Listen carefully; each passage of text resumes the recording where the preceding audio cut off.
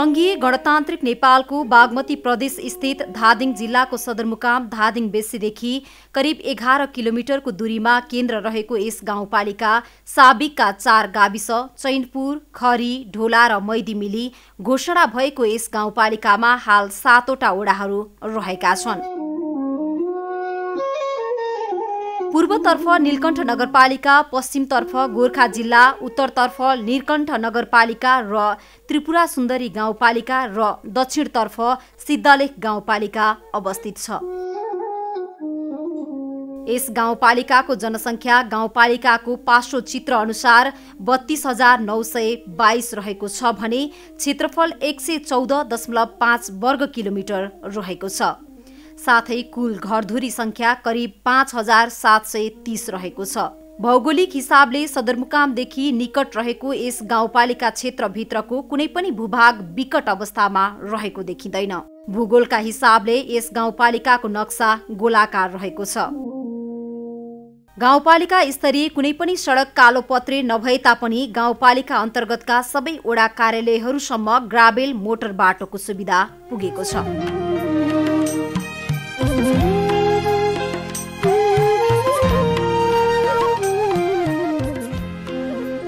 यस गाउँपालिकाको सामिप्यमा रहेका नेत्रावती र बुढीगण्डकीको अविरल बहावका कारण बुढीगण्डकीको सौन्दर्यता, चरण क्षेत्र, पर्यटकीय हिसाबले निकटबाट निहाल्न सकिने न्यादीचुली, हिमचुली, बौद्ध, चमार, श्रृङ्गी, टेवा, लुम्बु, गणेश हिमाल, पाबिल हिमाल र सल्यानटार, रामपुरटार, पिपलटारहरूको मनमोहक दृश्य तथा ज्वालामुखी माई, ढोला मण्डली, मैदीकोट, खरीकोट र चैनपुरकोट जस्ता धार्मिक, पुरातात्विक एवं पर्यटकीय प्रचुर सम्भावना बोकेको छ।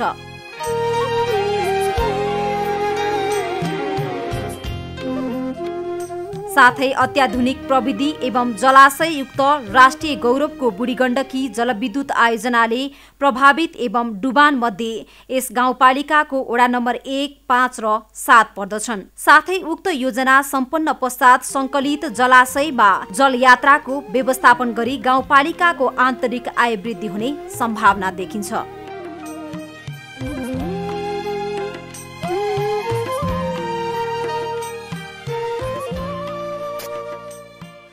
त्यस्तै पशुपालन व्यवसायका दृष्टिले बाख्रा पालन व्यवसायको सम्भावना मजबुत देखिन्छ भने अन्य पशुपालनको पनि सम्भावना त्यत्तिकै रहेको देखिन्छ। कृषि व्यवसायतर्फ खाद्य बालीमा धान, मकै, कोदो र गहुँ उत्पादन हुन्छ भने अन्य बालीतर्फ अदुवा, पिँडालु र मौरी पालनको पनि उत्तिकै सम्भावना रहेको छ। साबिक सालवास गाउँ पञ्चायत अन्तर्गत पर्ने चैनपुर स्थित पानीको कुवामा करिब 400 वर्ष पहिले एक स्थानीय महिलाले पानी भर्ने क्रममा कुवामा फेला परेको ढुङ्गा अर्थात् शिलालाई पटक पटक विभिन्न स्थानमा लगेर फाल्दा पनि पुनः कुवामा फेला परेपछि उक्त शिलालाई जलमुखी माई नामाकरण गरी विधिवत रूपमा स्थापना गरिएको थियो भन्ने किम्वदन्ती रहिआएको छ। त्यहाँका बासिन्दा मध्येको एउटा महिला बुढी मानिस पानी लिन जान्थिन् दैनिक र त्यहाँ जलमा चाहिँ उनले एउटा शिला भेटाइछन् र अनि ओहो यो को भुराले चाहिँ ल्याएर यहाँ शिला हालिदिएछ भनेर टिपेर पाखामा फाल्ने काम गरिछन्। भोलिपल्ट फेरि त्यही महिला चाहिँ त्यसै ठाउँमा पानी लिन जाँदाखेरि फेरि त्यो शिलाको मूर्ति त्यही कुवामा नै रहिरहेको पाइन्। हिजो मैले फालेको थिएँ, फेरि आज यहीँ भुराले ल्याएर हालेछ भने फेरि टिपेर बाहिर फाल्ने काम गरिन्। तेस्रो दिन पानी लिन जाँदा पनि त्यो शिला कुवामै भएको हुनाले होइन आश्चर्य बाँधेर होइन यो त जहिले पनि यही कुवामा छ भनिकन आज म अब यसलाई टाढा लिएर जान्छु भनेर दैनिक उनी दिउँसो गोठाला गाई चराउन भनेर यही सेरोफेरो वनमा चाहिँ आउने गर्थिन्। अनि उसको आफ्नो मजेत्रोमा पोको पारेर बोकेर चाहिँ यही ठाउँमा लिएर आइछन्। दिनभरि खेलाएर बेलुका फर्किने बेलामा यही भिरको जङ्गलको भिरबाट चाहिँ फालिदिएर उनी घर गइन्। भोलिपल्ट फेरि बिहानै पानी लिन जाँदा त त्यही कुवामा नै त्यो शिला भेटाइछन्। आज पनि म फेरि लिएर जान्छु भनेर फेरि लिएर आएर यहाँ चाहिँ फाल्ने काम गरिन्। जाँदाखेरि तेस्रो दिन पनि उनले कुवामै भेटाइसकेपछि अब यो त आश्चर्यको कुरा भयो भनिकन अनि तिनले फेरि तेस्रो दिन ल्याएर चाहिँ यहाँ राखिदिएपछि मलाई चाहिँ मन्दिरमा बनाएर चाहिँ यो गाउँ समाजको चाहिँ सिरानमा स्थापना गर्नु, म यस ठाउँको चाहिँ भलो गर्नेछु, रक्षा गर्नेछु भनेर चाहिँ जसमान भन्ने चाहिँ शाक्य जातिलाई भनेर सुनिएको छ। वास्तविक नाम चाहिँ के थियो? जसमान शाक्यलाई चाहिँ सपनामा भएछ र एउटा सालको फेदमा मन्दिर बनाएर यही ठाउँमा एउटा सालको रुख थियो र मन्दिर बनाएर अनि राखेर जलमुखी भन्ने नाम राखियो। जलमुखी जलबाट उत्पत्ति भएकी देवी हुनाले जलमुखी भन्ने नाम राखियो। सोही जलमुखी माईको नामबाट अपभ्रंश भई ज्वालामुखी रहन गएको हो भने यस गाउँपालिकाको नामाकरण पनि सोही जलमुखी मन्दिरको नामबाट नामाकरण गरिएको छ। साबिक चैनपुर गाविस वडा नम्बर 4 अर्थात् हालको वडा नम्बर 6 मा रहेको यस ज्वालामुखी मन्दिरमा तत्कालीन प्रधानमन्त्री भीमसेन थापाका नाति कर्णेल उजिर सिंह थापाले विक्रम सम्वत 1872 मा विजय वरदान मागेर युद्धमा सवार भएका थिए। तत्पश्चात जितपुरगढी युद्धमा विजयी भएका थिए भन्ने किम्वदन्ती पाइन्छ।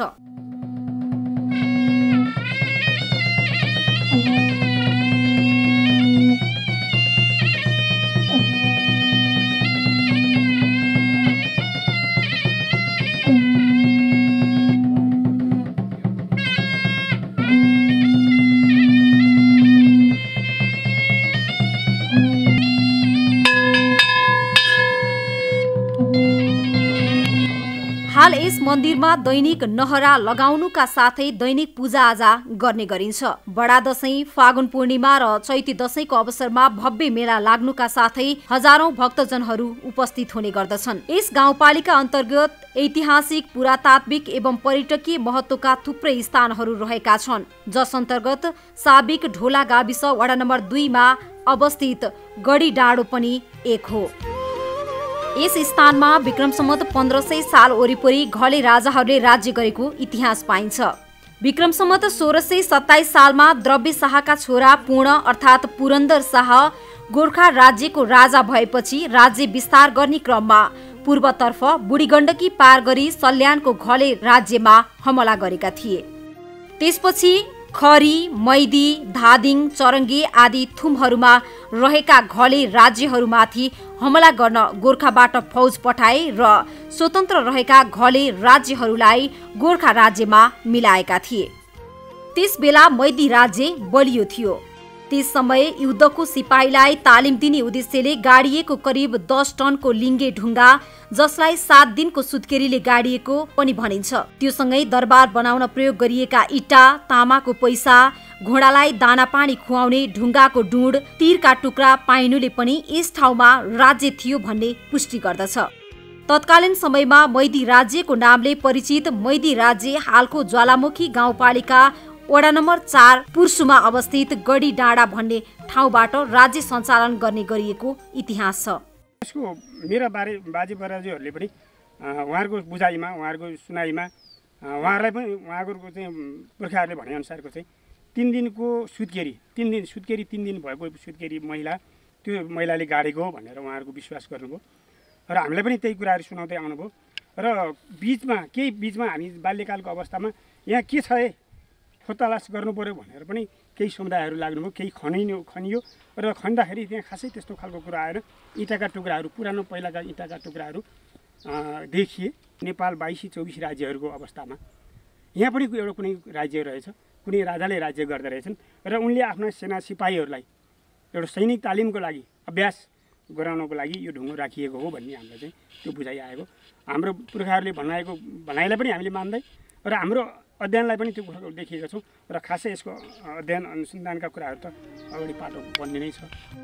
श्री 5 पृथ्वी नारायण शाहको व्रतबन्ध स्थलका रूपमा परिचित मैदीकोट नेपाली इतिहासमा दर्ज भएको ठाउँ मात्र होइन, सिङ्गो नेपाल र नेपालीको ऐतिहासिक महत्त्व बोकेको स्थल पनि हो।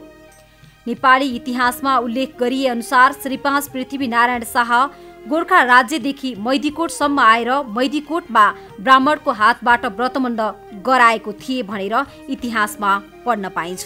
श्री 5 पृथ्वी नारायण शाहको व्रतबन्ध मैदीकोटमा गरेपछि गोर्खा राज्य र मैदी राज्य बीच निकै सुमधुर सम्बन्ध रहन गयो। सोही सुमधुर सम्बन्धका कारण पृथ्वी नारायण शाहका भाइ दलमर्दन शाहलाई विक्रम सम्वत 1818 पाटनका 6 प्रधानले राजा घोषित गरे तापनि पाटनका पञ्चहरूले दलमर्दन शाहलाई त्यहाँबाट लखेटे पश्चात उनी मैदीकोटमा आई बसेको समेत जानकारहरू बताउँछन्। 5 सालमा चाहिँ 5 सालको तिर चाहिँ मैले देख्दाखेरिमा यो 5 साल भन्दा अगाडि देख्दाखेरिमा घुमाउरो थियो। गन्न त त्यो बेला मेरो सक्नेको थिएन। 5 कोठाको थियो अरे। 5 कोठा थियो अरे। एक कोठामा चाहिँ खड्गदेवीको चाहिँ स्थापना गर्ने पूजा कोठा थियो अरे र त्यो 5 कोठामा चाहिँ दलमर्दन शाह चाहिँ यहाँ आएर बसेका थिए अरे। हरेक वर्षको बडा दशैं नवमीका दिन मेला लाग्ने यस मन्दिरको भवन जीर्ण रहेको र भवनलाई भत्काएर अहिले पुनर्निर्माणको काम पुरातत्व विभाग र ज्वालामुखी गाउँपालिकाको आर्थिक सहयोगमा चलिरहेको छ। गाउँपालिकाको मात्र नभएर सिङ्गो देशको इतिहाससँग जोडिएको ऐतिहासिक धरोहर मैदीकोट निर्माणका लागि वडा अध्यक्ष स्वयं आफै फिल्डमा खटिएको देख्दा यसको महत्त्वसँग हेलचेक्राइ हुँदैन भनेर निर्धक्कका साथ भन्न सकिन्छ। यो मन्दिर ज्वालामुखी गाउँपालिकाको मलाई थाहा भएसम्म सबभन्दा पुरानो महत्त्वपूर्ण मन्दिर भन्ने गरिन्छ। वडा अध्यक्ष भएको नाताले यस वडाभित्र हुने हरेक किसिमका विकास निर्माणका योजनाहरूमा म आफै सहभागी हुन्छु। चाहे त्यहाँ निर्माण व्यवसायले काम गरे होस् अथवा समितिले काम गरे होस्। विशेष गरेर यहाँ अहिले बिहानै म यहाँ उपस्थित यहाँ आउनुको कारण चाहिँ यहाँ एउटा के अरे पुरातत्व विभागले 65 लाख रुपियाँ बजेट विनियोजन गरेको थियो। एकजना निर्माण व्यवसायीले यो 51 लाखमा चाहिँ टेन्डर पार्नुभयो। यहाँको कामको गतिविधि के भएको छ, कस्तो भएको छ, इस्टिमेट अनुसारको काम भएको छ कि छैन भनेर म अहिले यहाँ चाहिँ उपस्थित भएको छु। वडा टोल बस्तीका बाटोहरू, कृषि सडकहरू मर्मतको अनुगमनमा छु, फिल्डमै छु। यहाँहरूले मलाई त्यहीँ भेट्नुभयो। जब यो मङ्सिरमा धान पराल थन्काउने बेला हुन्छ अधिकांश खेतहरूमा चाहिँ कृषि सडक भनेर जोडिएको छ। त्यो कृषि सडक पनि यो दसैँको समयमा मर्मत गर्ने चलन छ र हाम्रो अधिकांश धान परालहरू गाडीमा घरमा टोलमा ल्याउन सुरुवात गरिसक्नु भएको छ। ज्वालामुखी गाउँपालिका सम्भवतः धादिङ जिल्लाको पर्यटकीय विकासको सबैभन्दा धेरै सम्भावना रहेको गाउँपालिका हो। यस गाउँपालिकाको केन्द्र हिमालको काखमा रहेको छ, अर्थात् गाउँपालिकाको शिर पाबिल र गणेश हिमाल हो। विकासको लागि मोटर बाटो अपरिहार्य भएकाले गाउँपालिका भित्रका मुख्य सडक ग्राभेलिङ गरिएको छ। गाउँपालिका र ओडा कार्यालयका प्रतिनिधिहरू साथमा स्थानीयहरूको संयुक्त पहलमा हिउँद र वर्षा कुनै पनि समय यातायात अवरुद्ध नहोस् भनेर गाउँपालिकाको केन्द्रदेखि सम्पूर्ण ओडा कार्यालय जोड्ने सडकलाई पहिलो प्राथमिकतामा राखिएको छ। हाल यस गाउँपालिका भित्रका शाखा सडकहरू समेत यति बेला ग्राभेलिङ गर्ने क्रममा रहेका छन्। 2074 सालमा निर्वाचित जनप्रतिनिधिहरूको सक्रियतामा गाउँपालिका भित्र विकासको लहर नै फैलिएको छ। 2074 सालसम्म 85% जनसङ्ख्या कुवा तथा इनारको पानीमा निर्भर थिए भने हाल आएर गाउँपालिकाले लिएको एक घर एक धाराको नीति अनुसार हालसम्म 70% घरधुरीमा एक घर एक धारा नीति कार्यान्वयन भइसकेको छ भने शुद्ध पानी पिउने समुदाय करिब 95% रहेका छन्। वडा नम्बर 4 को पुर्सु डाँडामा हामीले डिप बोरिङको कार्यक्रम सञ्चालन गरेका छौँ। त्यसैगरी वडा नम्बर 6 को ज्वालामुखी माई मन्दिर वरिपरि सबभन्दा हाइटको ठाउँमा त्यहाँ पानी निकालेर त्यसलाई वितरण गर्ने काम हामीले सुरुवात गरेका छौँ। त्यो काम भइराखेको छ। त्यसैगरी लिफ्टिङ खानेपानी अन्तर्गत गाउँपालिकाको धेरै क्षेत्रभित्र छ। वडा नम्बर 1 को काफल सुहारा एरियामा ठुलो कार्यक्रम सञ्चालन हुँदैछ। त्यसैगरी वडा नम्बर 2 को हटिया, बतासे, सातदोबाटे लगायतका एरियाहरूमा सबै लिफ्ट खानेपानी योजनाहरू सञ्चालन भइराखेका छन्। अहिले नागरिकले त्यो पानी पिइराख्नु भएको छ। चाहिँ कति प्रतिशत हुनुहुन्थ्यो कुवामा, धारामा, साबीको पँधेरामा पानी बोक्ने नागरिकहरू अहिले लगभग त्यो कुवा, धारा, पँधेरा जाने काम 80 देखि 85% त्यो बन्द भइसकेको छ। यो वा त्यो कारणले विभिन्न माध्यमबाट हामीले खानेपानीका योजना आयोजनाहरू सञ्चालन गरिराखेका छौँ। गत वर्षको कार्यक्रममा हामीले यो ज्वालामुखी 2 को 810 घरधुरीलाई एक घर 5 बोट कागती त्यो एउटा उद्देश्यका साथ कृषिमा आधारित पनि र एउटा कागती कि फलफुल एउटा स्वास्थ्यको लागि मानवीय जीवनको एउटा महत्त्वपूर्ण फलफुल पनि भएको र त्यसले एउटा कृषिलाई अलिकति बजार व्यवस्थापन हेर्दाखेरि अन्य फलफुलभन्दा त्यो कागतीले चाहिँ अलिकति मार्केट पनि लिएको र त्यसको कृषकहरूलाई चाहिँ अलिक बढी फाइदा पनि हुने उद्देश्यले हामीले कृषकहरूलाई चाहिँ 5 बोट प्रत्येक घरभरिमा 5 बोट कागती वितरण गऱ्यौँ र त्यो कागतीबाट अहिले कृषकहरू किन भन्दा अलिकति उत्साही पनि हुनुहुन्छ। घर घरमा पानीको सुविधा पुगेसँगै यहाँका कृषकहरू कृषि व्यवसायतर्फ आकर्षित भइरहेका छन्।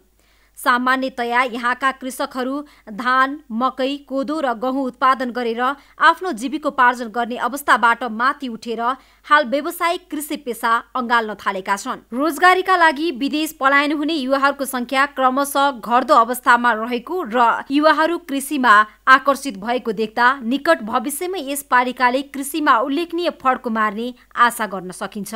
पशुपालन व्यवसायका दृष्टिले अन्य पशुपालनका तुलनामा बाख्रा पालन व्यवसायको सम्भावना मजबुत देखिन्छ। वैदेशिक रोजगारीबाट फर्किएका युवाहरू पनि पशुपालनमा आकर्षित भइरहेको तथा कृषिका लागि पशुपालन अपरिहार्य भएकाले गर्दा पनि कृषिमा निकै आशा राख्न सकिन्छ। हलेदो, अदुवा, पिँडालु, आलु र फलफुलमा सुन्तला, मेवा, एभोकाडो, केरा आदि लगायतका कृषि उत्पादनलाई यस गाउँपालिकाको कृषि क्रान्तिका रूपमा लिन सकिन्छ।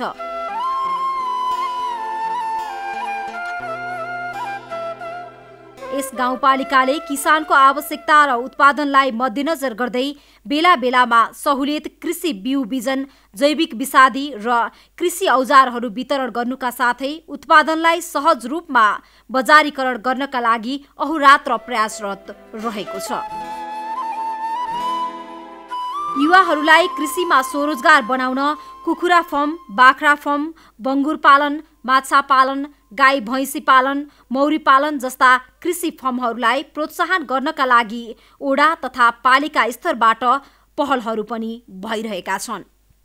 कृषिलाई अग्रता दिएका छौँ र ओडाले पनि हामीले दिएका छौँ। गत वर्षदेखि नै यहाँ टनेल खेती विभिन्न औजारहरू पनि हामीले वितरण गरेका छौँ र बाख्रा पालनदेखि लिएर हरेक गाई पालनको निम्ति सुरुवात भइरहेका छन्। हामीले त्यसको निम्ति अहिले भर्खरै यो आर्थिक वर्षमा 10 लाख छुट्याएका छौँ।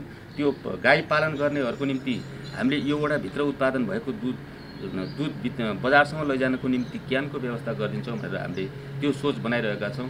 फ्याट नाप्ने मेसिन पनि हामीले किन्नको निम्ति पनि ती जुन उद्यमीहरू छन् त्यो उद्यमीहरूलाई हामीले भनिसकेका छौँ र अरू जुन बाख्रा पालनदेखि लिएर हरेक किसानहरूलाई पनि हामीले सम्बोधन गर्नको निम्ति हामी गर्छौँ, तपाईँहरू अघि बढ्नुहोस् भनेको कारणले नै उहाँले आफ्नो एउटा लगानी गरेर खोरको व्यवस्थापन गर्नुभएको छ, बाख्राको व्यवस्थापन गर्नुभएको छ र हाम्रो सोच छ हामीले अहिले पनि यो वडाले 10 लाख छुट्याएका छौँ कृषि र पशुपालनको निम्ति र गाउँपालिकाले पनि छुट्याएको छ र अब आगामी दिनमा हामी वडा र गाउँपालिका त्यस्तै गरी प्रदेश र सङ्घसँग पनि हामी समन्वय गरेर कृषि र पशुपालनलाई अघि बढाउनको निम्ति योजना बनाएका छौँ र त्यो योजना अनुरूप गर्ने किसानहरूको निम्ति पनि हामीले सहयोग गर्ने सोच बनाएका छौँ। वडा नम्बर 1 को रूपाकोट भन्ने ठाउँमा छौँ। यो रूपाकोटको आफ्नै महत्त्व र विशेषता छ।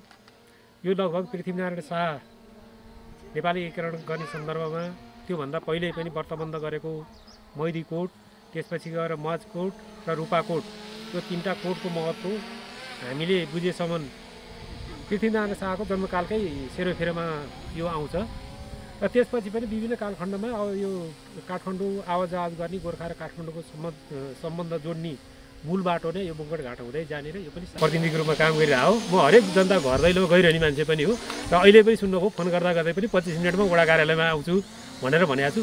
यो हामीहरूको सबै वडा अध्यक्षहरूको लगभग कार्य व्यस्तता नै हुन्छ। योजनाहरू अनुगमन गर्ने, दैनिकी अफिसियल काम गर्ने यो हामी सबैको निरन्तरता नै हो। यस गाउँपालिकाको आन्तरिक आय वृद्धि गर्न र पर्यटक प्रवर्धन गर्न सम्भावना बोकेका क्षेत्रहरूमध्ये ढोला मण्डली माई पनि एक हो। जिल्ला सदरमुकाम धादिङबेसीदेखि लगभग 3 घण्टा पैदल यात्रा गरेर वा 45 मिनट गाडीको यात्रा गरेर पुग्न सकिने ढोला मण्डली माई नेपालकै प्रसिद्ध धार्मिक तथा सांस्कृतिक स्थलहरू मध्येमा एक पर्दछ। यस मन्दिरको उत्पत्ति करिब विक्रम सम्वत 1850 सालतिर भएको मानिन्छ। ढोला मण्डली माईको उत्पत्तिको किम्वदन्ती विचित्र किसिमको रहेको छ। मण्डली माईको उत्पत्ति कालको किम्वदन्ती अनुसार त्यसबेला एकजना स्थानीय मगर जातिका मानिस हलोको हरिस बनाउनका लागि सालको रुख काट्न जंगल गए। उनले सालको रुख काट्न लाग्दा बन्चरोको धार झर्यो तर रुखमा कुनै डोब पनि लागेन। यस्तो देखेर ती मगर आश्चर्य मान्दै घर आए। भोलिपल्ट बन्चरो बनाएर पुनः हिजो काट्न लागेको सालको रुख काट्न लाग्दा फेरि पनि बन्चरो भाँचिन्छ। आश्चर्यचकित हुँदै तेस्रो दिन पुनः नयाँ बन्चरो लगेर त्यही सालको रुख काट्न थाले। यत्तिकैमा रुखबाट रातो रगत बग्न थाल्छ। त्यसपछि ती मानिस रुख काट्नै छोडेर घर फर्किए र परिवार लगायत छरछिमेकमा समेत सुनाए। त्यसै राति सपनामा उनलाई देखाएको स्वप्न दृश्यको आधारमा मण्डली माईको विधिवत पूजा गर्न सुरु गरियो। त्यो बेलामा हाम्रो मर परिवारले आएर चाहिँ यो हलो काट्छु भनेर भन्दाखेरि पहिलो दिन आएर काट्नुभयो अरे, त्यो बन्चरो भाँच्यो अरे। दोस्रो दिन आएर काट्नुभयो, त्यो बन्चरो भाँच्यो अरे। तेस्रो दिन आएर पनि त्यो अर्को ल्याएर झ्याममा मार हाल्दाखेरि रगत आयो अरे। यो भनेको हामीले मन्दिर बनाउनुलाई 2070 सालमै हो ठेक्का दिए। हामीले चाहिँ घटी घटाउमा 4 लाख रुपियाँ दिएको होइन। लिएर आउँदाखेरि यहाँ 6वटा पिल्लर हाल्नुपर्ने छ। 6वटा पिल्लर हाल्ने बेलामा यतापट्टि पिल्लर गाड्यो, त्यो माथिल्लोपट्टि त्यो देउता थान मन्दिरनिर पिल्लर खन्नु पर्यो मर परिवार र मैले नि खन्याएको। खन्दाखेरि करिब 4 इन्ची जति खनेको थिएँ। त्यो खन्दाखेरि के भयो भन्नु होला भने खन्छु माटो आउँछ यसो हेर्छु रात देख्छु। त्यो खन्छु माटो झिझो त्यहाँ उठ साथी यो के हो रात देख्छु नि भन्यो भने होइन सल्लाह गऱ्यौँ कि यो सालको चराहरू त रात नै होला भन्यो। फेरि खन्यो फेरि रात लु भएन यो त खन्नु नसक्नु हो भनेर भन्दाखेरि त्यहाँबाट त्यो भन्दै एकछिनपछि कस्तो भयो भन्नु होला नि अहिले तपाईँले त्यो अहिले पटेज तपाईँले देखाउँला त्यो ठाउँबाट यत्रो साँप हो, हामीदेखि साँप भनौँ न लामखुट्टा, त्यो निस्क्यो हेर्नुहोस्। र त्यहाँ हाम्रो काम अरू त भयो। हामी माथितिर काम गरेर जान्छौँ, यो ठेदारले त कुलीले त बस्नु दिँदैन। यतापट्टि गरौँ भन्यो त्यो मुले मुन्टो नलापट्टि आयो त्यतापट्टि आउने होइन। यतापट्टि गयो भने हामी माथिपट्टि जान्छौँ, माथिपट्टि यसो गर्ने मुन्टो यत्तिकै राख्ने हो। तलपट्टि आयो तलपट्टि यसो गर्ने गर्दा हाम्रो पत्ता लागेनौँ। त्यो यो दिन भोलि हेऱ्यो, भोलिपल्ट बिहान पनि हेऱ्यो। र त्यहाँ हामी सबैजना बस्दा त्यहाँ उपाय नलागेपछि के भने नभए त्यो यहाँ किन गुरुको भाइ केशव उहाँ हुनुहुन्छ, ऊ चाहिँ यही रुखमा फेला बस्यो। होइन दाइ तिमी बुढो मान्छे बरबसनी गर्नु पऱ्यो, उहाँको गना गुरिया उहाँ लगिदिउँ भनेपछि त्यहाँ लानु त लाने कसरी लाने लैजा भन्दै यहाँबाट सार्दै लिएर गयो। त्यो अहिले जहाँ त्यो गेट छ त्यहाँ पुर्याउनु देख चल्दैन। त्यहाँबाट होइन बस्नु पऱ्यो दाइ हामी तपाईँ बस्नुपर्छ भने ल मण्डली माई तपाईँ सत्य छ भने हामी तपाईँ गना गरी हामी भित्र ल्याइदिन्छौँ त्यही ठाउँमा, तपाईँ अलिक भित्र पठाइदिनुहोस् भने अलिकति मुन्टो र अलिक पर पुर्याम देखिरहेको छ। लो माई सत्य माई हामीले केही गरिदिनु भयो क्षमा गर्नुहोस्, हामी तपाईँ गना हुँ ल्याइदिनु तपाईँ भित्र पसिदिनुहोस् भने उहाँ त्यहाँ भित्र पसिदिनु भयो। र हामी त्यो गना गरी ल्याएर राखेको मेरै हातले हो, अरू साथीहरू पनि छन्। नभए यो मैले त भने ढोला तलमा आसेर भन्नु ल उहाँसँग पनि यो कुरा सोध्नुहोस् ल। मण्डली माईको उत्पत्तिकालदेखि हालसम्म पूजा विधि पुरानै परम्परालाई निरन्तरता दिँदै हालसम्म पनि यस मन्दिरमा 12 वर्षभन्दा कम उमेरको मगर जातिको कुमार केटो पुजारी बस्ने प्रचलन रहिआएको छ। हरेक मंगलबार लावा, चन्दन, अक्षता, फूल, नैवेद्य, फलफूल आदिद्वारा पूजा आजा गरी बाख्राका पाठीहरू भोग दिने प्रचलन रहेको छ। यहाँको चलन अनुसार महिलाहरू मन्दिर जान र पूजा आजा गर्न हुँदैन भन्ने रहेको छ भने यस मन्दिरको कुनै पनि प्रसाद पूर्वमा धौखोला, पश्चिममा घोडेपानी, उत्तरमा बसाहा धारा र दक्षिणमा दोभान्टार पार गराएमा अनिष्ट हुन्छ भन्ने प्रचलन पनि रहिआएको छ। अब यो नलङ्कै साथी हो, उहाँले चाहिँ अब मासु आएर पाठी काट्नुभयो। पाठी काटेपछि यहाँ कता बनाउने उतै लाने भनेर अनि त्यो लिएर जानुभएछ। अनि गएर च्याउडीमा घुम्दिया पुगे पछाडि अनि उहाँको गाडी एक्सिडेन्ट भयो हेर्नु है, भए पछाडि अनि के भयो भन्दाखेरि त्यहाँ चाहिँ हेर्दाखेरि झोलामा 2टा सपेटा रहेछ अरे हेर्नु है। अनि त्यो कारणबाट हाम्रो यो नलङ्गा एउटा साथी राम्रो मान्छेले चाहिँ है ज्यान गुमाउनु पर्यो भाइले। साबिकको चैनपुर गाविस वडा नम्बर 3 स्थित विक्रम सम्वत 2017 सालमा स्थापना भएको ज्वाला प्राइमरी विद्यालय हालको सालबास उच्च माध्यमिक विद्यालय अर्थात् यस गाउँपालिकाको सबैभन्दा पुरानो विद्यालयको प्राङ्गणदेखि अनकन्या मन्दिरसम्म जान करिब 350 सिँढी निर्माण गरी बाटो बनाइएको छ। सम्भवतः यो सिँढी भर्याङ धादिङ जिल्लाको सबैभन्दा लामो र पहिलो सिँढी हुन सक्छ। स्थानीय जानकार अनुसार अग्निबाट उत्पन्न भएकी कन्या अग्नि कन्याको नाम अपभ्रंश हुँदै अनकन्या हुन पुगेको बताइन्छ। यहाँ मगर समुदायहरूको चाहिँ बस्ती थियो। यहाँ अहिले पनि यहाँ मुनिबाट मगर समुदाय छ। यो जग्गा जमिन सबै मगर समुदायको हो। जहाँ हामीले अहिले होमस्टेको कुरा गरिरहेछौँ ती मगर समुदायको यहाँ घर थियो। त्यो घरको अँगेनोबाट यो देवीको उत्पत्ति भएकोले अँगेनो कन्या भन्दै जाने क्रममा अनकन्या भएर चाहिँ यसको अपभ्रंश भएर अहिले अनकन्याको नामले हामीले यसलाई बुझ्छौँ।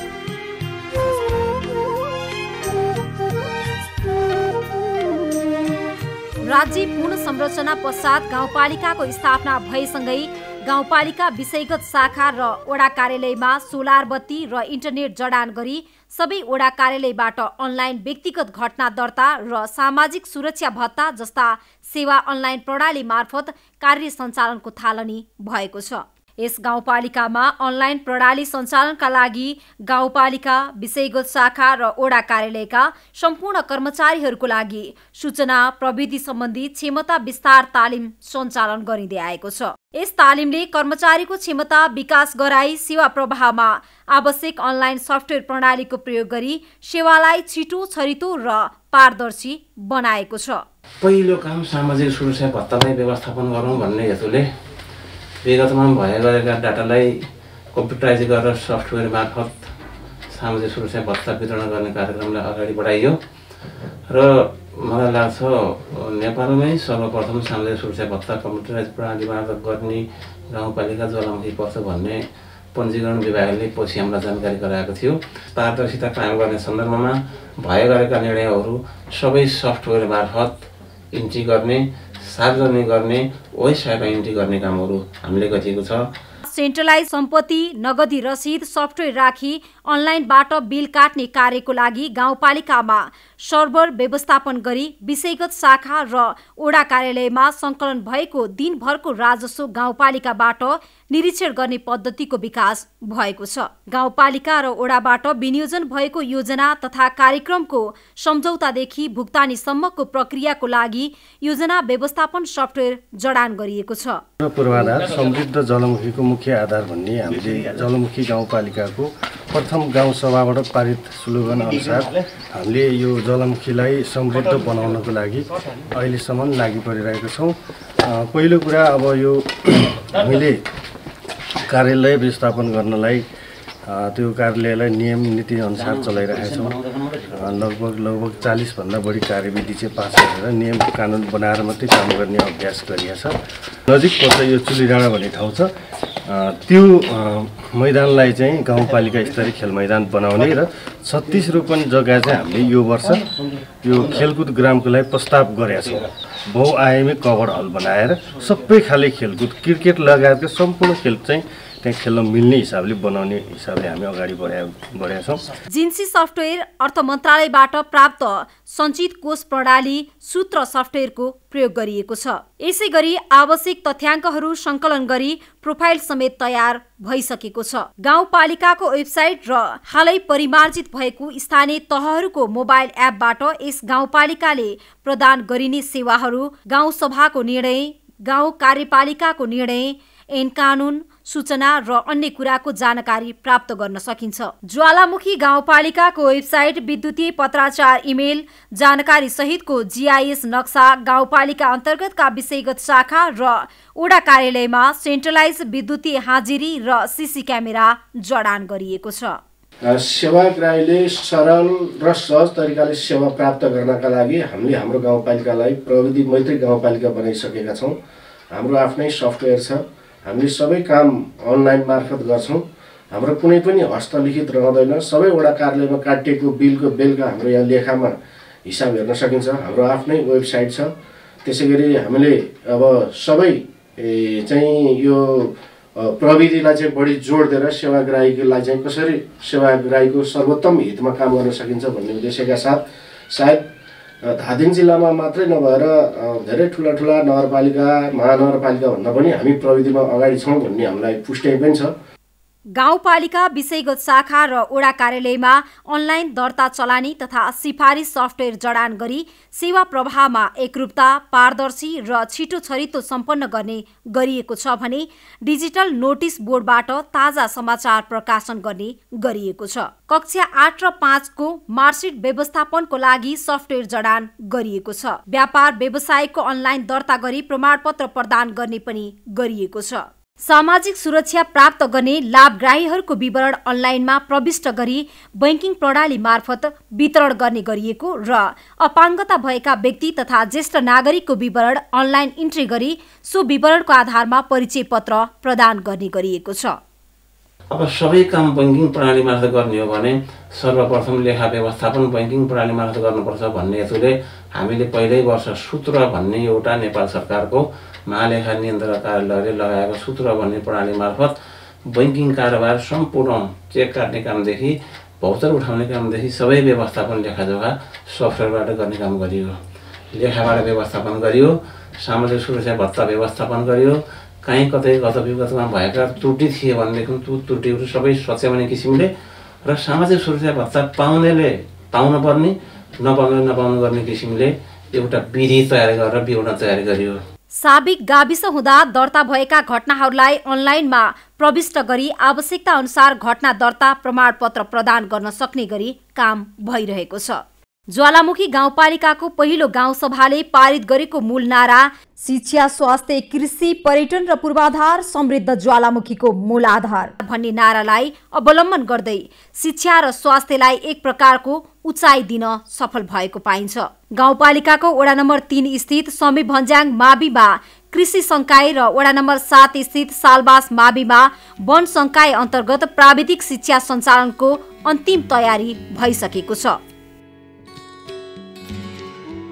कोभिड-19 को कारण कक्षा 10 का विद्यार्थीहरूमा परेको असरलाई कम गर्न काठमाडौँको बालुवाटारदेखि प्रयास नेपालले सञ्चालन गरेको अनलाइन कक्षा धादिङको ज्वालामुखी गाउँपालिकाका विद्यार्थीहरूले अनलाइन मार्फत सहज रूपमा अध्ययन गरेको यो दृश्यले पनि ज्वालामुखी गाउँपालिका प्रविधिमा धेरै अगाडि छ भनेर भनिरहनु पर्दैन। यस्तो मिश्र रस हामी कसरी पत्ता लगाउने त? ओके हजुर, म एउटा क्वेशन सोध्छु है। सोध्नु न। कुनै पनि वस्तु किनेको चाहिँ धेरै समय भयो तर प्रयोग गरेको छैन भने मिश्र रास हुन्छ कि हुँदैन? त्यस्तो वस्तुको पनि मिश्र रास हुन्छ। प्राविधिक शिक्षामा थप गुणस्तर ल्याउन र विद्यालय स्तरको डकुमेन्टेसन तथा कामकाज छिटो छरितो बनाउनका लागि अन्तर्विद्यालय शिक्षक तालिमहरू, प्रधानाध्यापकहरूका लागि आइसिटी अर्थात् सूचना तथा सञ्चार प्रविधि सम्बन्धी क्षमता अभिवृद्धि तालिमहरू समेत सञ्चालन हुने गरेका छन्। ज्वालामुखी गाउँपालिकाको दोस्रो गाउँ सभाको निर्णय अनुसार घरमा सुत्केरी शून्यको नीतिलाई कार्यान्वयन गर्न मोबाइल ट्र्याकिङ गर्ने गरिन्छ भने गर्भवती महिला, सुत्केरी महिला वा जोखिममा रहेका बालबालिका तथा महिलालाई 14 दिनसम्मका लागि खाना र बस्नको व्यवस्था प्रत्येक स्वास्थ्य संस्थामा मिलाइएको छ। यस गाउँपालिकाभित्र 4वटा स्वास्थ्य चौकी, समुदायमा आधारित 2वटा स्वास्थ्य सेवा र सामुदायिक स्वास्थ्य इकाइ एउटा गरी जम्मा 7वटा स्वास्थ्य सेवा सञ्चालनमा रहेका छन्। मातृ मृत्युदर र शिशु मृत्युदरलाई न्यूनीकरण गर्ने उद्देश्यले घरमा सुत्केरी शून्य गराएका छौँ। ज्वालामुखी गाउँपालिकामा यो पहिलो वडा बन्नेछ। त्यसै गरी विगत 2 वर्षदेखि हाम्रो स्वास्थ्य चौकीमा ल्याब सञ्चालन गरेका छौँ, जसले गर्दा यहाँको जनताहरू धादिङबेसी पुग्न पर्थ्यो त्यो सुविधा यहाँ पाएका छौँ। ज्वालामुखी गाउँपालिकामा सफा रहौं स्वस्थ बनौं मूल नाराका साथ समय समयमा टोल टोलमा स्वास्थ्य जनचेतना कार्यक्रमहरू सञ्चालन हुने गरेका छन्। ज्वालामुखी गाउँपालिकाभित्र करिब 44वटा आमा समूहहरू सक्रिय रहेको र गाउँ टोलमा आमा समूह स्वास्थ्य तथा जनचेतना कार्यक्रमहरूमा अग्रसर रहेकाले गर्दा पनि घरमा सुत्केरी सुन्नेको नीति कार्यान्वयनमा सहज भएको देखिन्छ। हामीसँग 44वटा आमा समूहहरू छन् र 44वटा आमा समूहलाई निरन्तर रूपमा सञ्चालन गर्नको लागि हाम्रो 40 जना महिला स्वास्थ्य स्वयंसेविकाहरू मासिक रूपमा बैठक बस्ने, आमा समूहमा विभिन्न स्वास्थ्य सम्बन्धी विषयमा छलफल गर्ने र त्यहाँ चाहिँ केही बचतको रूपमा केही रकमहरू जम्मा गर्ने र अरू विविध विषयमा चाहिँ छलफल गर्ने र सामूहिक निर्णय गरेर स्वास्थ्य सचेतनाका कामहरू सबै आमा समूह मार्फत सबै टोल बस्तीमा पुर्याउने हाम्रो कार्यक्रम रहेको छ। यसरी सबैभन्दा महत्त्वपूर्ण कार्यक्रमको रूपमा चाहिँ हामीले सुरक्षित मातृत्व कार्यक्रमलाई लिएका छौँ। हामीले चाँडै स्वास्थ्य चौकीमा चाहिँ प्रसुति प्रतीक्षालय घर व्यवस्थापन गरेर सञ्चालन गरिसकेका छौँ। 2075 भाद्र 1 गतेदेखि त्यहाँ चाहिँ हामीले गर्भवती अवस्था र सुत्केरी अवस्थाका महिलाहरूलाई, जोखिममा रहेका आमाहरूलाई र नवशिशुहरूलाई बचाउनको लागि 14 दिनसम्म बस्ने खाने सहितको सुविधा सम्पन्न प्रसुति प्रतीक्षालय घर बनाएका छौँ। सामुदायिक विद्यालय तथा समाजमा जङ्क फुडको अत्याधिक प्रयोगका कारण बालबालिकाले होममेड खाजा तथा खाना नखानुका साथै बालबालिकामा कुपोषण हुने खतरा भएकाले सामाजिक स्वास्थ्य जनचेतना अन्तर्गत विद्यालयहरूमा चाउचाउ, चकलेट र चुइकमहरू निषेध गर्न लागि हो। यस गाउँपालिकाभित्र विभिन्न समयमा विभिन्न स्थानहरूमा पशु स्वास्थ्य सेवा अन्तर्गत भेटनरी तालिमहरू समेत सञ्चालन हुने गर्दछन्। ज्वालामुखी गाउँपालिकाभित्र वा जिल्लामा हिंसा प्रभावित महिला, बालबालिका, अपाङ्ग तथा ज्येष्ठ नागरिकहरूको सहायताका लागि यहाँका महिलाहरू हातमा हात र काँधमा काँध मिलाएर अगाडि बढेको पाइन्छ। दैनिक ज्याला मजदुरीले जीविकोपार्जन गर्ने परिवारमा एक दिन मात्र ज्यालादारी मिलेन भने त्यस परिवारमा चुलो बल्दैन। त्यस्तो अवस्था सिर्जना नहोस् भनेर वडा नम्बर 6 का महिलाहरूले सञ्चालन गरेको दिदी बहिनी महिला कृषि सहकारी संस्था गाउँपालिकाको लागि मात्र नभएर धादिङ जिल्लाकै लागि नमुना संस्था साबित भइरहेको छ। यस संस्थाले आफ्नो वार्षिक उत्सवको अवसरमा सामाजिक उत्तरदायित्व अन्तर्गत फोहोर मैला व्यवस्थापन तथा वातावरण मैत्री गाउँ अभियान अन्तर्गत विभिन्न कार्यक्रम सञ्चालन गर्दै आइरहेको छ। यस गाउँपालिकाभित्र एउटा बैंक, 30वटा सहकारी संस्था र अन्य वित्तीय संस्थाहरू सञ्चालनमा रहेका छन्। यस गाउँपालिका क्षेत्रभित्र आन्तरिक तथा बाह्य पर्यटनलाई मध्यनजर गर्दै होम स्टेहरू सञ्चालन भएका छन्। ज्वालामुखी गाउँपालिका वडा नम्बर 5 खरी स्थित भदुवार कालिका सामुदायिक होमस्टेमा आउने पर्यटकहरूलाई स्थानीय मगर जातको सोरठी नाचले स्वागत गर्ने समेत गरिन्छ।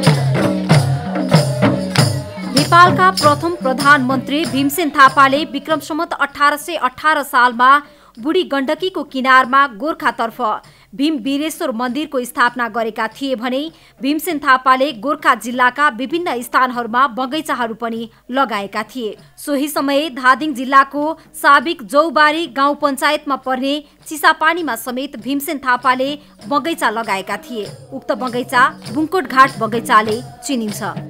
यति धेरै महत्त्वको ऐतिहासिक स्थलहरू नेपाल सरकार तथा स्थानीय सरकारको ध्यान नपुग्नाले हाल जीर्ण अवस्थामा पुगेका छन्। यी स्थानहरूको समयमै संरक्षण र व्यवस्थापन गर्न सकेको भए वार्षिक लाखौं रुपैयाँ नेपाल सरकारले आम्दानी गर्न सक्ने कुरामा कुनै विमति छैन। बुङ्गोटघाट बगैँचा छ।